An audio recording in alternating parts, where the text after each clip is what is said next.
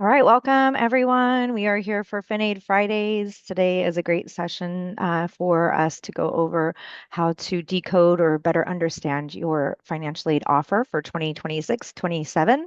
Ideally, you should be a student that has an award letter already, so that will make the most sense for you. I'm not going to boot anybody out of the session if you want to stay and you haven't yet received one. That's okay, but also we do have a duplicate FinAid Fridays session with the same topic, and that will be happening on April 3rd, 2 p.m., which is also a Friday, part of the FinAid Fridays series. If you can, please sign in, especially our new, our prospective students. If you're thinking about joining us in the fall and you're still waiting to make some decisions, it's great if you can sign in so that way our admissions team can also reach out to make sure that you're aware of any next steps on the admissions side so we can, make sure that it's a smooth process for you to join us if you're interested in the fall. And thank you for a family member joining us. So awesome. Let me know who you are in the chat and where you're joining the Zoom from. And if you're a new student, especially if I spoke to you last night, maybe you were at our Modesto reception, just wanted to say welcome and thank you for being here. All right. So if anybody needs to get that QR code, grab it now because we're going to be moving along right about now. If I can get my slide moving forward. Alrighty, so what we're going to be covering today, as I mentioned, is how to understand or read your 26-27 award offer. By being able to understand your award offer, we hope that you can plan better to meet payment deadlines, prevent any kind of financial aid delays, and obviously to reduce any kind of last minute stress. And as always, we will be sharing information about how to reach out to us if you need more help, guidance, have questions or concerns. Oops. So, a process overview of how financial aid works in general, especially for our new or prospective students, is there are a few steps, and it all starts with applying for financial aid. Financial aid applications are generally opening each year October 1st. Then the schools that you indicate on your applications will receive your applications, and then they will start rolling out some preliminary or estimated award offers. So that's where we are at currently in the process. So if you've done a FAFSA or a DREAM Act application, you did it longer than 2 weeks ago, you indicated that you're going to like to hear back from us as one of the schools, you should have already heard something already. If you haven't, don't be worried. We'll have you reach out to us so we can further investigate. But at this point, after receiving your award, some of you might have items appearing in your to-do list that might require further action. And then sometime for our continuing students later in the spring, you will register for the fall semester. For our new students, you do your registrations at your orientations over the summer. And that's also when direct charges will appear on your account. So that's your tuition and fees.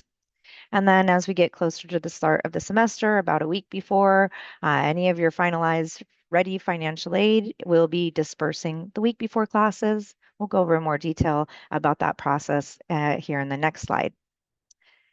How it works. So, as I mentioned, the first step is completing a financial aid application every year. This 26-27 application is going to be looking at the tax year 2024. Your aid is also going to be based on your enrollment level, your residency status, and your cost of attendance. Aid is offered by an academic year and it is paid by term. So every fall, spring, summer, if you have financial aid that's coming, then that gets paid by the respective term. As mentioned, when you register, your tuition and fees will show up in your student account.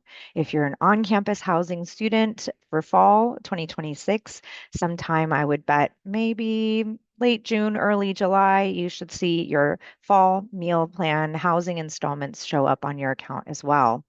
Once the aid does release the week before classes start, that will apply to all of your direct charges. So it will try to pay all of your tuition and fees and any of your on-campus housing and meal plans as possible. Anything left over, if there is a surplus, that would be refunded to the student. And we encourage our students to set up direct deposit so you can get any anticipated refund quicker than waiting for a check to arrive in the mail. Also, if you are an on-campus housing student, a lot of the times aid alone, meaning your grants and loans, may not cover entirely all of your installments for housing. So you want to make a plan to cover the balance. But the good news is on housing and meal plan installments, those are simply due on the 15th of each month.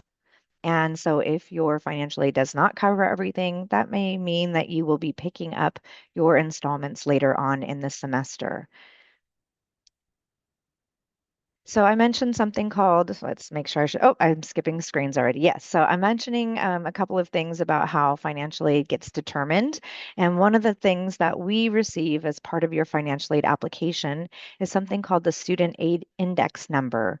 We love our acronyms in the financial aid world, so we call this the SAI. And it is a threshold number that will determine the type of aid that you're able to be receiving. It is not a dollar amount and it does not correspond to anything that you are charged. It's a secret, maybe not so secret code that financial aid uses at the school that you attend to determine whether you're able to get need-based aid, grants, or gift aid, or if you have a higher SAI, that might mean that you would qualify for non-need based aid, such as loan offers, middle class scholarship, and things like that. So any student that is a California resident that already submitted their FAFSA before this just a couple of days ago, and you already know your SAI, and it's a zero or something down to negative 1,500, we already know something about your financial aid.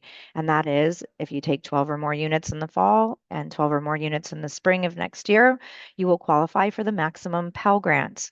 The maximum Pell Grant for next year is 7,395. That's the annual amount. So splitting that in two means 3798 in the fall, 3797 in the spring. Again, important to stay or plan to be enrolled in 12 or more units so that you can receive your full financial aid offer. Um, and so SAI is one part of the formula, and another part of the formula is something called cost of attendance, COA. Cost of attendance is the big picture number. It is not your direct charges, but it does include budget categories like your tuition and mandatory fees, housing and food, books and supplies, transportation, and personal expenses. You are not writing a check in this amount and then having everything covered for the 9 months that you're attending. No, there are some charges that are direct charges like tuition fees on campus housing, and then everything else would be what we call out of pocket costs, things that you're paying for out of your pocket, maybe with your financial aid refund, if you have sufficient aid after tuition and fees. So this is not your bill, and it is simply a budget, and it's also a cap that financial aid uses. So you can't receive more financial aid than your cost of attendance. Of course, your actual cost will vary based on your own spending habits and expenses. And furthermore, the living arrangements are taken into account. If you're living at home with mom and dad and, just commuting a couple of blocks down the street to us upstate, then yes, you're going to have a smaller cost of attendance because that assumption that you have a cost for rent, is not there, right? So if you're living on campus or off campus with friends or a partner, then yes, your cost of attendance does include an estimate for what you might be paying, but of course your rent and your costs may be different. So it's a great starting point, but you will want to determine your own specific costs of attendance when you're working to set up a budget for this next academic year. So remember, if you're a continuing student, that we do not charge by unit or by class. For our new students, that means that we only charge full-time or part-time.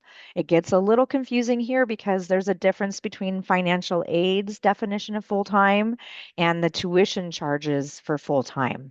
Financial aid, we always need you to stay in 12 or more units to get your full financial aid offer. But the minute that you are in more than 6 units, the bursar will charge you as a full-time student. If you are part-time enrolled between 1 and 6 units, then you will see part-time tuition charges.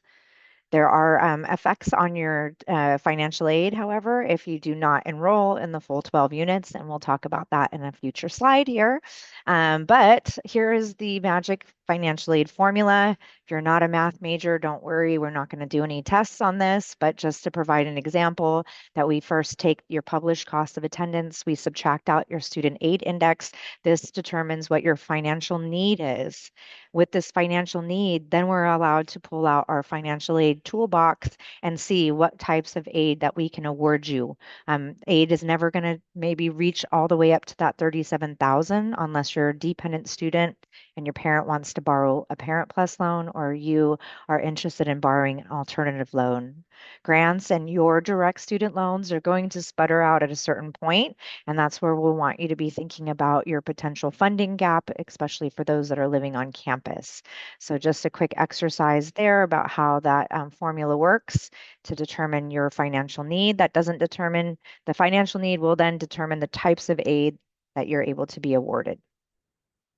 And the types of aid available. So we have two different categories here, free money and the self-help aid. So money that you can get as part of your FAFSA that you don't have to write an essay for would be the first couple of bullet points. Federal Pell Grant and a smaller grant called the SEOG, Cal Grant, which comes from the state of California, State University Grant, which is a university-based grant. Keep in mind that any grant that you are receiving, if it's for tuition, that oftentimes will mean that it will cancel out a potential other grant because certain grants are designated to pay tuition only. So if you have a Cal grant that comes in to pay your tuition, then you're not going to get a state university grant on top of it because only one of those grants is able to do that job of covering the tuition. That also applies to our students that receive maybe veterans benefits or have fee waivers of some other sort. If you're having something else cover your tuition from an outside source, that will bump out other things that might have originally said that they might try to pay your tuition. Hope that makes a little bit of sense. State aid, also known as middle class scholarship, that is not need-based. That is for families that are not getting a lot of need-based aid like the Pell Grant or State University Grant. So it's really important, as you can see, everything in green or the second through the fifth bullet points on the left are all very key in making sure that each year that you apply by the March 2nd deadline. If you miss that deadline, you miss consideration for these types of grants, and they can be a significant part of your aid package. So always remember, don't wait until March 2nd. Always get your applications done when they open up in October. On the other hand, we have other types of aid that will be available to students, some of them which might be appearing in your award offer, like federal direct loans. You may see a subsidized and an unsubsidized loan offer. And then there's also loans that are available outside of your financial aid award offer. Potentially as a dependent student, your parent can borrow a plus loan. And then there's alternative loans out there too. So if you already have established credit, a willing co-signer and good with a good credit history, you can go down the alternative loan path as well. But we always recommend starting with your own federal direct loans because there is no secondary application process in order to get your loans from the federal government that come as part of your award offer. Oftentimes we hear is, hey, we didn't qualify for any FAFSA. Well, the good news is that there is always something that will come as a result of completing your FAFSA. It might just be an unsubsidized loan. We'll talk about more on loans here shortly, but every FAFSA will get at least an unsubsidized loan offer. So if you're not seeing anything at all, it's not that you've been turned down. It just might mean that we're missing some information from you.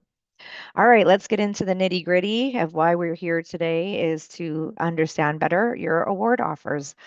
And if you did submit your FAFSA or your DREAM Act application before February 25th, we should have already reached out to you through your email with a information that we have an award offer ready for you. This information is also available in your student center. Continuing students should know where to find that, but we will have a short little tutorial here with screenshots for our new students in a moment. If you've just submitted, please do allow 7 to 10 business days for us to be able to receive your FAFSA and generate an offer letter. Oftentimes, too, if you're not getting an offer letter right away, it might mean that there's something for you to do on your to-do list. We'll talk more about that in a moment. All financial aid offers will initially start in a preliminary estimated status. And then once they are becoming finalized, some items still may remain in estimated status. That's not anything to be concerned about. If yours have made some of the items have made it out of estimated status and you're trying to accept your Pell Grant or you're trying to accept your state university grant, just please note that grants don't have to be accepted. If you're an enrolled student with us the week before classes, your aid is in a ready status, grants will automatically disperse. Only loans need for you to take action if you're planning to accept them, and we have more details about that here shortly. So let us jump into what you might have seen come in through your email. I'm not going to read this all because we want you to read the things that we send you. So please do take the time thoroughly to read through this. It has super important information that we really think critically about wanting you to know. What do we want our students to know about their award letter? So take the time to read through our information. One of the main things here that should not cause any kind of alarm is that the second paragraph states that some aid still may be estimated based on preliminary information. So some chunk of your aid, if you're eligible for it, that comes from the state of California, may not be on our radar yet. We have ways for you to take action to make sure that that does get on our radar here soon so that we can start adding in those Cal Grants, middle class scholarships, et cetera, as we get into the later spring and early summer. So again, not going to read through the whole text here, but I'm going to trust that you will all remember me when you're getting your award letters to say, guess what? I'm going to take that 10 minutes and read through the letter. When you are seeing your award letter on the right-hand side, you should also see a bunch of boxes that you can click on, and these will take you to our YouTube channel where we are addressing many of our common frequently asked questions. And I know that a lot of people do like to have the video content. These are very short, approachable videos. So if any of these topics excite you, interest you, you know where to find them in your award letter, but you can also snag this QR code there in the bottom right-hand corner and make your way to our YouTube channel so you can just bookmark that in advance. So when you're looking at if you're scrolling down after the wall of text of the award letter, you're going to start seeing the actual numbers. And to me, this can look like, if you're not a number friendly person, it's just like, wow, a wall of numbers after a wall of text. And we know that, and that's why we're here today to help talk about what this all means. So when we break it all down, some of the things that we're seeing on this page, we already kind of know about, right? So when we talk about the costs of attendance, this is based on where you're living. Is that on campus, off campus, at home with family? And that's the roof of your financial aid house. It is not the amount that you're paying, but that's the starting point to say, let's use this as a planning number. And then you can see the breakdown of what the expected tuition and fees are for the upcoming fall and spring, the total for the annual amount, and then the categories for the other areas that show up under the cost of attendance. So if you are not living on campus, just remember that there will be out-of-pocket costs, right? But if you are living on campus, housing is included as part of direct fees. As we scroll down, the next section is the best section of all. So this is your gift aid section. This is the money that you're going to get simply for just filling out your FAFSA and being enrolled at least 12 units each semester. We can see that in capital letters it says estimated. So let's just say that this student just got their award letter. This is the email they just got announcing that we've received their FAFSA and generated a preliminary award. This is what they're going to be seeing. You will, once you have things finalized, you'll start receiving emails from us saying that there may be a revision has occurred. And when you pop back into your award, at least through your student center, whenever you're not seeing the word estimated, then you know that we've finalized that particular award. Um, Things like a middle class scholarship or a Cal Grant, don't be shocked. Again, those are things that can remain estimated a little bit longer than everything else. In fact, middle class scholarships, even though it will be there on your account for a lot of you as estimated, they don't even finalize or disperse until the middle of each semester. So our currently enrolled students, if you're with us here in the spring, middle class scholarships, they're right around the corner, probably 2 to 4 weeks out. But if you're a new student, you see a middle class scholarship estimate on your award. This means that you should be seeing the finalized amount happen sometime in later October with the disbursement of November. You see loan offers here. If you have a subsidized loan offer, that indicates that you have financial need. If you don't have any kind of grants or subsidized loan offer, chances are you're just going to see that unsubsidized loan offer. The amounts are based on your class level. So if you're a first year student, they're not going to let you borrow a ton, right? I think you're going to be tapped out on about 4,500 for a subsidized loan and 2,000 for an unsubsidized. Once you become sophomore, junior, senior, your ability to borrow a little bit more will increase each year. And then students that have financial need can also receive an estimated federal work study offer. I can talk more about work study a little bit later. I don't think I have a formal slide on it. So if that's interesting to you, just make sure that you ask me in the questions so we don't forget. But this is your chance to work on campus part-time. You don't receive the money directly from us, though. It's earned in a paycheck, so it determines how many as based on how many hours you work, what your pay rate is, but you can earn up to 4,000 for the academic year. And then these federal work study positions are prioritized for students with need. So that means that the federal government are giving money to the schools in order to hire students so that the funding to pay the students doesn't have to come directly out of the, financial aid pocket. We hire work study students every semester. So if financial aid sounds exciting to you, you want to work with us. Usually jobs will start showing up sometime mid July, early August for the fall. We use a portal called Handshake. So it would be join Handshake at sfsu.edu, I believe. We can talk more about that later. But this is the visual snapshot of a financial aid award offer, the one that comes right to you once you've first applied. And then there's the version in your student center. So for our continuing students, again, you should know, and this should look familiar.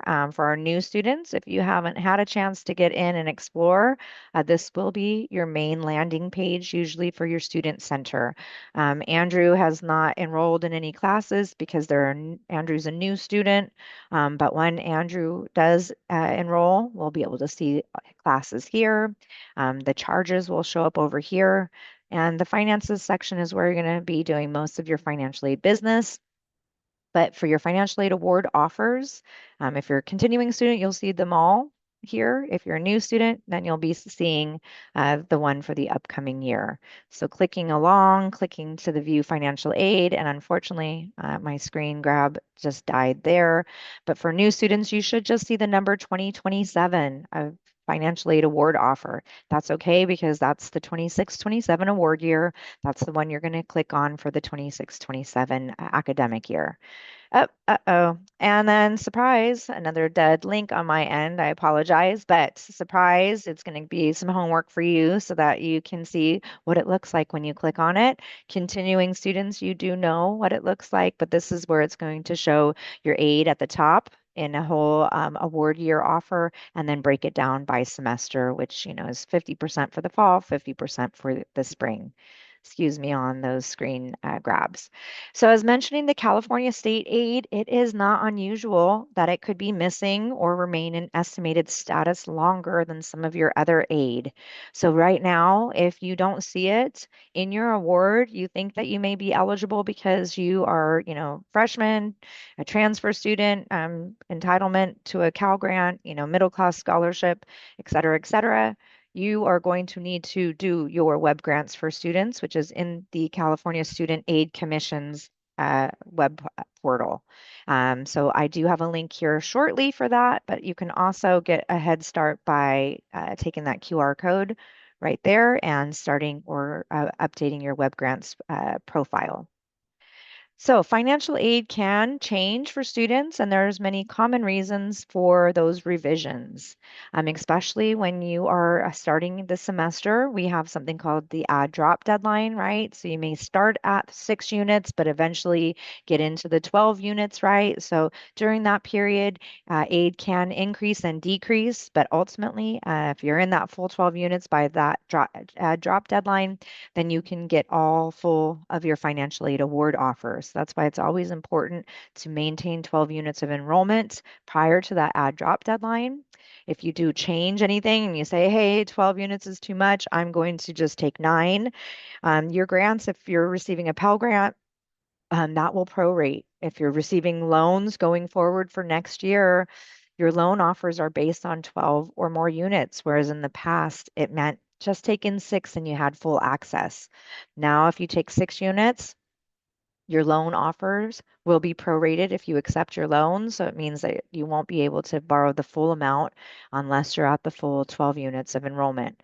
If you are selected for verification, perhaps we didn't have the full complete picture of your parents, taxes or something like that, or if FAFSA just flagged you as, one of the lucky 1 in 3 people, there may be something that changes based on information that we are confirming.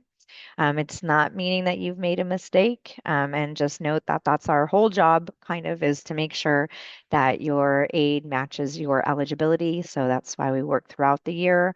If there's something broken, we fix it, so that's we're always taking that into account about, how to keep your aid stable towards the beginning of the year. And that's by keeping it yourself in 12 or more units. The verification process, about 1 third of FAFSA applicants or DREAM Act students may be selected to submit further information to us, not to FAFSA. This is the school, but we are doing this on behalf of FAFSA. So they've flagged your financial aid application, and there may be something like your driver's license or passport. Maybe you have recently become a U.S. citizen. We might need your certificate of naturalization. Maybe there's something with the mom or dad's taxes that we might have to ask for a signed 1040. If we do need something from you, you will be notified in your student center in the to-do list. When you click into your to-do list, we do provide further instructions and step-by-steps with screenshots about where to go and how to complete the item. You will be prompted to register something called a FinAid Forms account.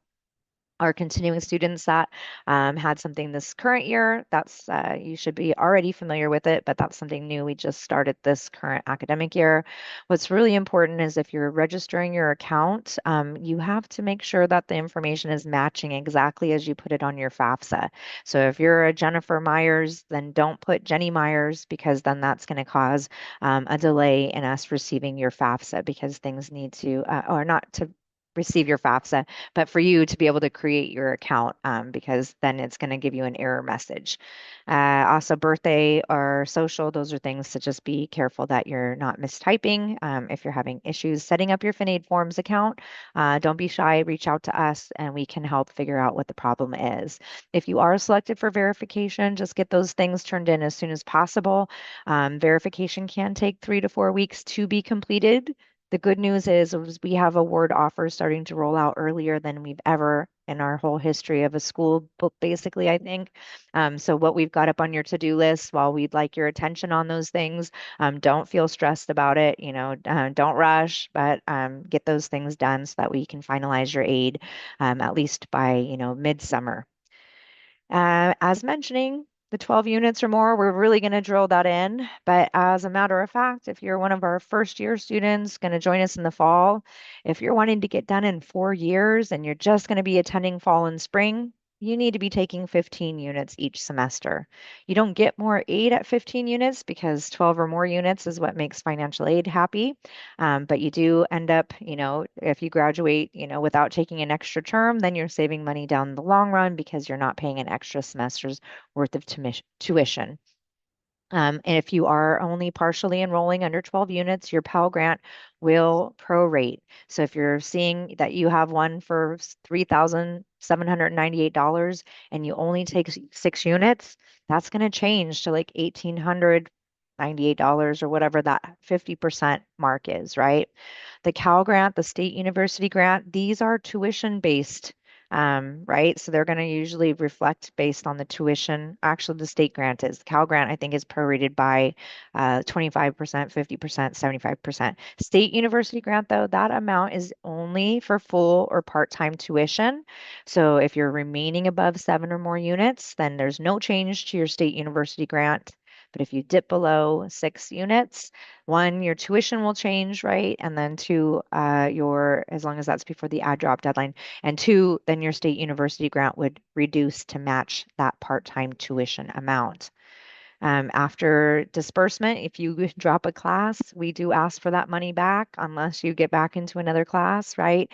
So be conscious about whether you had extra aid go out that you might have to return. That will be posted back on your account in your student center.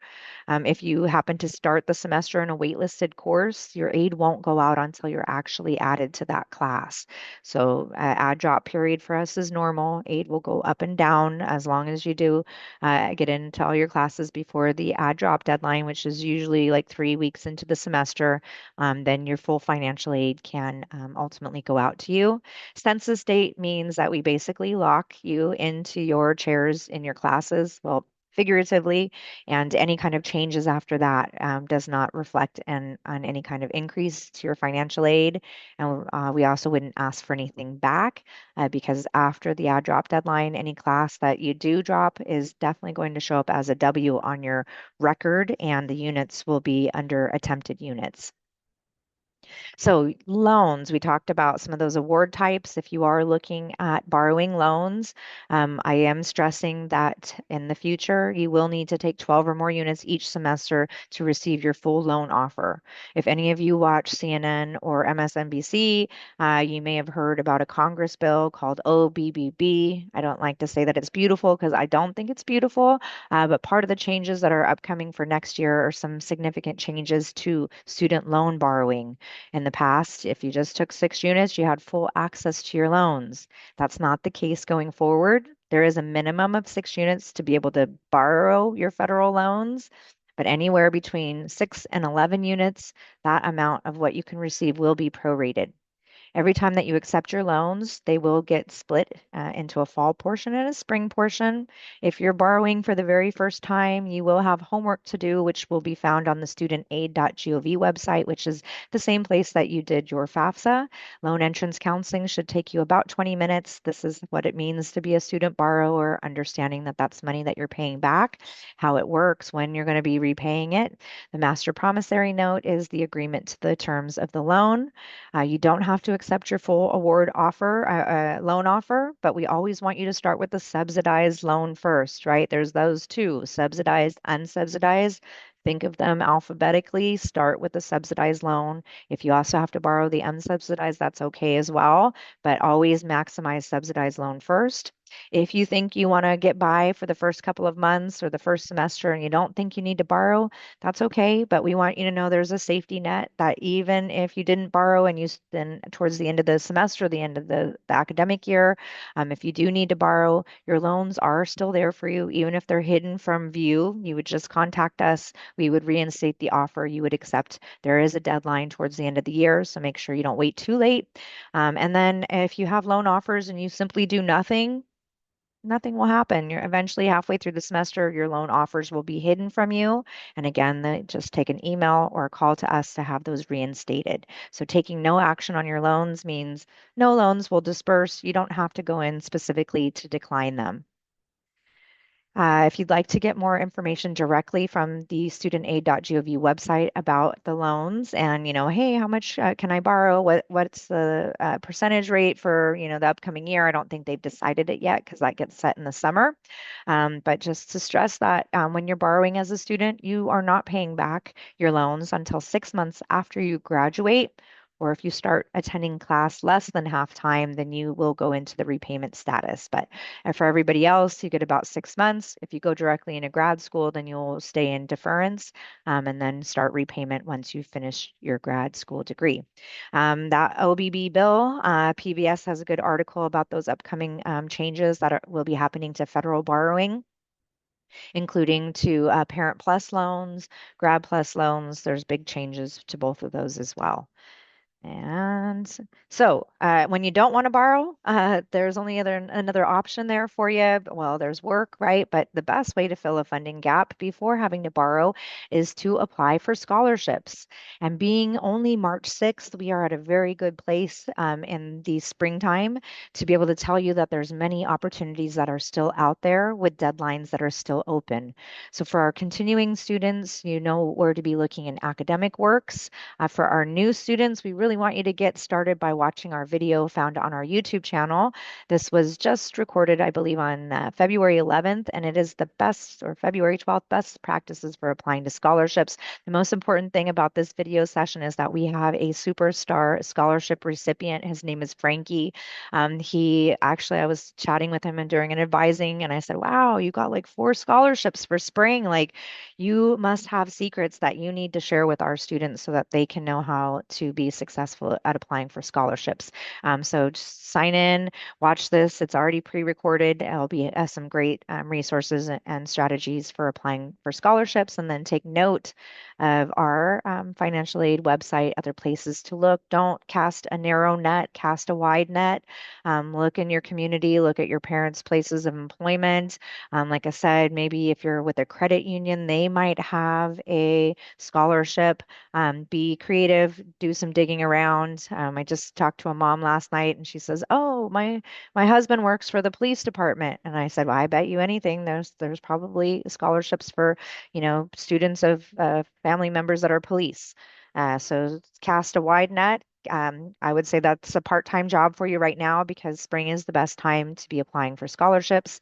Most of those deadlines are happening right now so that we can give proper notification to those students that will be receiving those scholarships for next year.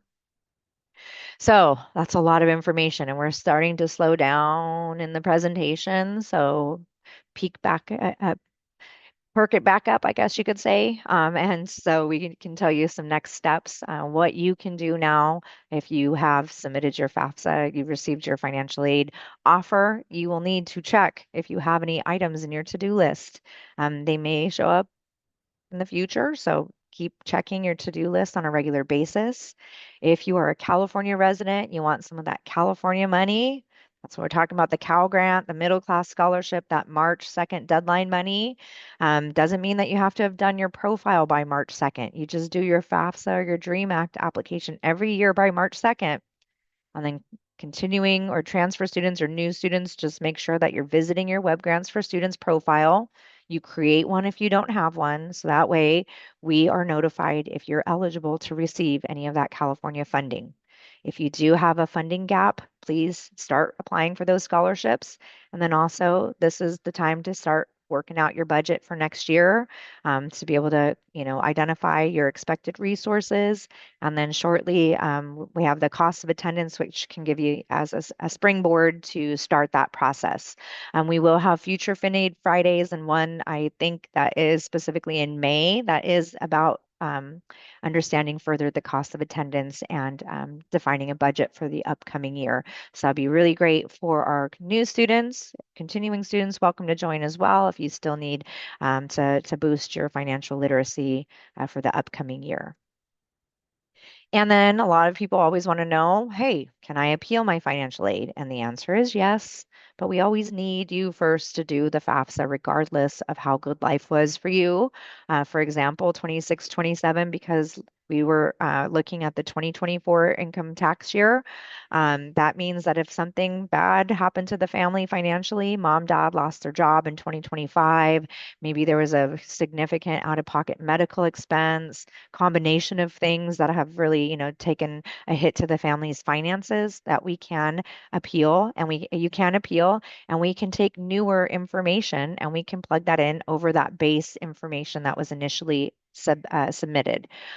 If you are interested in learning more, whether you're eligible to do so, I would say to meet with an advisor further so we can discuss your situation and let you know how to get that started. But that will also be done in the FinAid Student Forms portal. You'll be able to manage your account and request the SAI appeal, upload a statement, some documents, etc.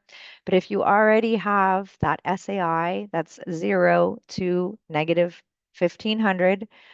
There's no point in appealing because you are already receiving the maximum amount of financial aid. There is nothing more that you could get by doing a student aid index. So note your SAI before you jump into any appeal process. And then a timeline for the 26-27 year. The FAFSA CATA opened on October 1st, actually a little bit earlier than October 1st. We started rolling out offers. Offer searchers rolled out offers earlier than ever, beginning January 26th. We've just now passed the March 2nd California priority deadline. So, congratulations to all of you who met that deadline. If you didn't meet that deadline, and you've always got a chance to do that again next year, right? So don't wait till March, get it done in August, October each year. Mid-March, you're going to be trying to complete your financial aid to-do list items if you have anything there. Spring and summer is when you're registering for fall. Your direct charges will then post to your account. We have a tentative date that we plan to release fall financial aid on August 19th, which is the Wednesday prior to the fall semester starting. I'm going to confirm those dates with the bursar, the add drop deadline with the registrar's office, but I believe that's somewhere around September 19th, September 20th, probably. They both fall around the same time. And and then to again remind you that it is not unusual that middle class scholarships will not go out at the beginning of the semester. So for fall middle class scholarships, those will finalize and disperse probably late October, early November. Future FinAid Fridays. If you're a continuing student and you want to know how financial aid works for summer, we've got a session coming up 2 weeks from today. So if you're curious, summer financial aid works a little bit different than fall and spring. New students, if you haven't gotten your award yet, and this was too much information for your brain, and you want to wait till you get your award letter and then return to April 3rd session, this will be a nearly identical session. Or if you think your friends or your family member attending for your student could benefit, then you can tell them that we'll be hosting this session again on April 3rd. April 17th, financial aid for new fall 2026 students. New admitted perspective. If you're thinking about it, you just want to know more, we don't check IDs at our Zoom door. Anybody can join by using the same link that you joined today. And we also do FinAid Fridays all throughout the year. We will be adding our summer sessions here soon. So always check back on our link there to see what we're offering. And a lot of the sessions that we do offer for summer will be for our new and prospective students so we can get you taken care of for a smooth start to your fall semester. We have that YouTube channel that I mentioned, right? So you can find most of our FinAid Friday sessions that have been recorded. They generally will show up 3 to 5 business days after the session. FinAid Zoom advising. We do this Monday through Friday, 1 to 4 p.m. If you'd like that one-on-one, looking at your award line by line with a counselor, talk about the bigger picture. You can join us for Zoom advising. So that's really the best time to talk about your individual questions or concerns. We also take phone calls, right? But sometimes we have student assistants on the phone, so they sometimes won't have as in-depth information or have the financial aid magic wand like a counselor will. So that's why we recommend for students, if they can, come to Zoom advising or come to the One Stop, which is in the Student Services building. Check out the upcoming FinAid Fridays schedule there, and then how to get a hold of us. So we want you to know we're here. We work year round. Our whole goal is to make financial aid easier on you. If we make financial aid easier on you, it has a trickle down effect to make it easier on us in the office, right? You come to school to be focused on your classes, doing fun stuff, meeting friends, not worrying about your financial aid or your budget. So by paying attention, attending FinAid Fridays, we hope to help you not have to worry about financial aid when you're starting your semester off. All right, final takeaway. So your award offer, it's a planning tool. It's part of your formula to say, what are your resources? What are your expected costs? How far is that going to take you? Do you have a funding gap? How may you want to fill that funding gap? So understanding it gives you that control, and we're here to help you make those informed choices. If you'd like to get a one-on-one review, I would recommend not everybody jump on today because my colleague Joseph, he's on just for about another hour and 13 minutes, but he's the only one on, right? So if everybody, all 10 of you jump on right now, there'll probably be a long long wait. But we do this every Monday through Friday that the campus is open. And the only time we're not open coming up would be on Cesar Chavez Day, which is March 31st. And so jump on a Zoom, meet with us, come to campus if you'd like, and we can definitely go over things more individually with you and let you know about your specific award letter. So I wanted to thank you for being here today. And if you wanted to get our contact information, go ahead and use that QR code. If you'd like a copy of the screen deck, just email us using the subject line Attention Danielle, and then just say, hey, send me today's Finney Fridays screen deck or slide deck, and I will send that over to y'all. So for the purpose of questions, I'm just going to stop the recording so that way we don't share anybody's personal information. So just hang in there real quick. Thank you for attending, and we can take questions here in just 1 second.